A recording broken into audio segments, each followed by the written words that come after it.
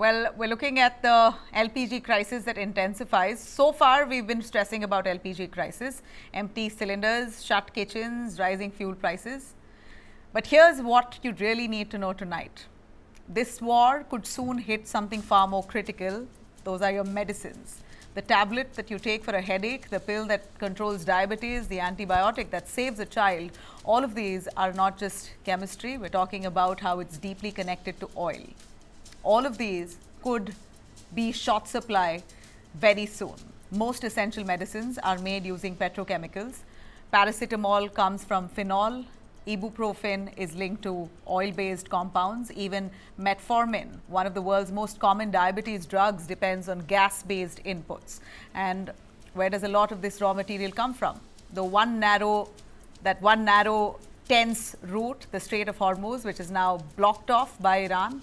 Right now, that route is unstable. Ships have disrupted, their flow has been disrupted. Supplies are slowing down. We usually expect fuel prices to go up during a war. We don't realize that medicines are part of that same supply chain. And this is where India becomes very critical here. India is one of the world's biggest suppliers of generic medicines. A huge part of the world, including the United States, depends on drugs made here. But even India relies on imported raw materials. Key inputs like methanol are linked to the same disrupted region. Now, the government is prioritizing LPG for homes, which makes sense. But what also means here is that industries, including the pharmaceutical industry in India, will get less. For now, things look normal. Pharma companies have stock for about 3 to 6 months, we hear. Medicines are still available, but behind the scenes, the pipeline is slowing down. And we are already seeing early signs of strain. Well, not yet in hospitals, but in daily life. Let's talk about the LPG crisis itself. To begin with, we're looking at the IT sector that's been impacted. Cities like Bengaluru and Pune, the IT sector already facing a big hit, with canteens in many of these IT offices shutting down. Cafeterias are shrinking their menus. Employees are being asked to bring food from home now. Many of the IT companies have said, we can't provide you food in canteens, you please bring packed food from home. Outside offices, small eateries are also shutting shop or cutting their menu. Street vendors are, of course, struggling. We know some places are already seeing illegal LPG diversion as well. So illegal market, black market now thriving. Well, all signals that when supply chains tighten, they don't stop at just food or fuel, because you can adjust higher fuel prices. You can maybe also change what you eat, but you can't essentially replace your basic medicines. Your daily medicines cannot be replaced. Thankfully, that moment hasn't yet come in India, but the conditions for it are certainly building. Let me quickly bring in Professor Y.K. Gupta, President AIMS, Kalyani, and former head pharmacology AIMS. We also have Dr. Kiran Preet Kaur, HR expert, to give us a little more. Professor Y.K. Gupta, your take on medicines that could take a big hit due to this war. Thank you. Thank you very much for this very important topic. Yes, sir. I think I would like to say, first of all, that there is absolutely no need to be panic about any drug being short supply in India in near future. However, we have to be careful because most of the drugs, they require energy, they require heating, and they require processing and the heating, which is largely based on the LPG. And therefore, I urge the government that to take adequate precautionary measure, and so as to maintain the LPG supply in the line for essential medicine or essential commodity, so that these supplies are manufactured uninterruptedly. However, I would say that whether anti-diabetic drug, whether paracetamol, any other drug which require, there is sufficient stock in the country. So people are absolutely warned not to be in panic, not to indulge in any holding, and not to indulge in any miscommunication that this drug will be in short supply in near future. There's abundant stock, there's alternative drugs, and we need not to be in panic at all. However, the supply of LPG should be given preferential treatment for pharmaceutical sector. So that's your request, and you're saying don't panic. Kiranpreet, a quick word from you on the IT sector asking for its people to bring food from home, canteens being shut. Will this impact any kind of work flow? Have you heard? Yes. I think lower I, income workers, will be disproportionately affected, raising equity concerns because largely a lot of people are migrated from different cities and they depend on the food that is served in office. Yeah. And this exposes structural vulnerability as well. So it is going to have a ripple effect in the industry. Professor Gupta, you were saying? no, I don't think that people should be panicked.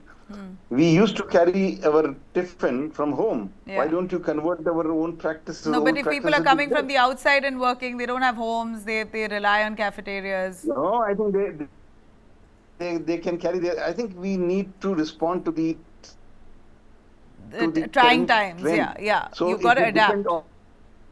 on the if it so we have to change our lifestyle. I agree with you. Trying times, these are We need trying to change times, our so you've got lifestyle. to हम घर consume में खाना less, बनाएं, घर में खाना save बना के energy. Do a little bit by yourself. Use induction stove. What we yes, can do, we can अरे हम do. अपने घर में से खाना बना के टिफिन कैरियर में से We can do a little bit from yes, our end. I don't think there should be we much should of carry our complaining, tiffin from but the home. worry is if this prolongs beyond a month. It's already now 3 weeks, so it's expected to continue for another 2 weeks. I Expert think on my that previous will be. debate said it I will would go say on there till is a August. silver. That's I would say scary. there is a silver lining. Okay, so we'll take your word for that. Thanks very much, both of you, for joining us Yes, on that. but we should. Thank you, sir.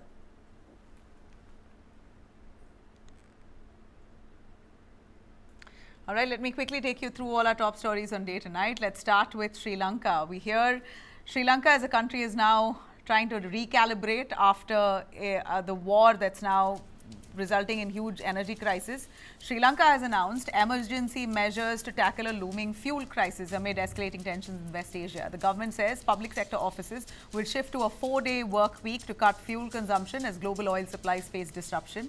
The move comes as critical Strait of Hormuz, a key artery for global oil trade, faces severe disruption following Iran-US-Israel conflict. Officials say that the reduced work week will also apply to schools and universities. Only 4 days now that Sri Lanka will function and could continue indefinitely depending on the situation. Commissioner General Prabhat Chandrakirti says the government is also urging the private sector to adopt similar measures to ease pressure on fuel supplies. The President, Anura Kumara, has called for preparedness, warning that the country must brace itself for the worst while hoping for the best. The decision reflects Sri Lanka's push to avoid a repeat of the devastating energy crisis that they faced during the 2022 economic collapse. But is this a learning that India should take? Should India also think of a 4-day work week amid this crisis? We've got to wait and watch. All right, we're looking at politics and verbal clashes in Tamil Nadu ahead of its elections. Tamil Nadu heads to crucial polls, and we're seeing politics and cinema colliding yet again in a state that always does. We're seeing no different, nothing surprising, but certainly a remark that's come as distasteful is that from AIADMK leader and Rajya Sabha MP CV Shanmugam. The comment, he says, while basically speaking about DMK's Tell Us Your Dream initiative, he says, well, I dream of Nayantara. I want Nayantara. Will the DMK fulfill that dream? Will the Chief Minister fulfill someone's dream to marry Nayantara? Very distasteful, said as a joke probably, but has not boded well with the film industry, especially not with Nayantara. This bizarre remark was made at an event focused around women's safety. That's the irony and makes it worse. It was said at an event that was focused around women's safety, and that's now drawn sharp criticism for being misogynistic and demeaning. DMK MP Tamizachi Tangapandian has commented here. He's condemned this, calling this comment unacceptable and devoid of political ethics and basic human decency. She said politics that demean women must be rejected outright. The AIDMK has not issued an official response so far. No official apology has come either. But the South Indian Film Artists Association have now criticized Shanmugam's comments and have demanded an apology from him. And that's not the only controversy. We know there's more coming in from Tamil Nadu. In the rough and tumble of electoral politics, Adhav Arjuna, General Secretary of Vijay's TVK, has made quite a startling statement and alleged that the DMK has threatened superstar Rajnikant while he tried to enter politics, which is why Rajnikant backed off from politics. These remarks have now triggered some sharp political reactions, with leaders from both the AIDMK and the BJP criticizing Arjuna's comments as inappropriate. Rajnikant has broken his silence on this remark. In fact, in a detailed statement, Rajnikant has rejected the allegations, calling it defamatory and untrue, and reiterated that his decision was based on health concerns and the COVID-19 pandemic. It was nothing to do with any kind of threat that was given to him, calling all of these allegations as baseless. He's thanked leaders across party lines, including Edapadi Palniswamy, Nayanar Nagendran and K. Annamalai, along with members of the film fraternity, media and his fans, for their support to him. But he says this is rubbish. Whatever was said by the TDK leader about him being threatened by the DMK is absolutely false. Cinema and censorship are back in focus, with a fresh controversy now erupting over promotional song from the upcoming film KD The Devil. Major row has broken out over newly released track featuring Nora Fatehi alongside Sanjay Dutt from KD The Devil, putting the spotlight once again on the fine line between entertainment and obscenity. The song, that's titled Sarke Chunar Teri Sarke, dropped on March 15th and has already triggered massive backlash. Critics and netizens have slammed it for vulgar lyrics and suggestive double meaning. Actually, it's not even suggestive, it's quite outright in your face, calling it, critics now calling it regressive, unfit for public consumption. Complaints have now reached the Central Board of Film Certification, demanding a ban. The issue has also been flagged with the Information and Broadcasting Ministry over concerns around obscene content. Priyank Kanungo, member of the National Human Rights Commission, has now taken has taken some serious note of this controversy. The National Commission for Human Rights has said that this is not about nudity but about the objectifying of women, which cannot be accepted in the society. In fact, this song has been they've been asked to pull it down from all platforms, YouTube and other platforms. Interestingly, lyricist Rakib Alam has distanced himself from the track. He says that this has nothing to do with his work and that he had earlier refused to write it as well. All he did was translate. Now, amid the outrage, the makers have taken down all lyrical versions of the song from YouTube. The National Human Rights Commission has also issued a notice to the producers, while a lawyer has filed formal complaints with the CBFC and IB Ministry and the Delhi Cyber Police. Well, legal action has been also sought under BNS Section 294, the POXO Act and the IT Act. Despite the controversy, KD The Devil is still scheduled for theatrical release on April 30th. It is important to note that the promotional songs do not require CBFC certification before the release. The board reviews only the full film when it is submitted, while songs are often released earlier as part of promotion. However, the current backlash has effectively led to takedown of this song altogether. This isn't the first time a song has triggered outrage. Recently, Badshah's track, Tateri, was taken down over vulgar content and allegations of sexualizing schoolgirls. In the past, songs by Yo-Yo Honey Singh have also faced FIRs and public backlash for objectifying women. Even iconic 1993 song, Choli Ke Piche Kya Hai, had also sparked protests and court cases and calls for ban. A familiar face from Malayalam cinema, former child actor Hari Murali, known for several popular films in 2000s, has now been found dead at his home in Payanur, Kerala. Police say he was just 27. The incident is being treated as a suspected suicide. According to police, Hari Murali was found hanging at his residence. An investigation now is underway to determine the exact circumstances.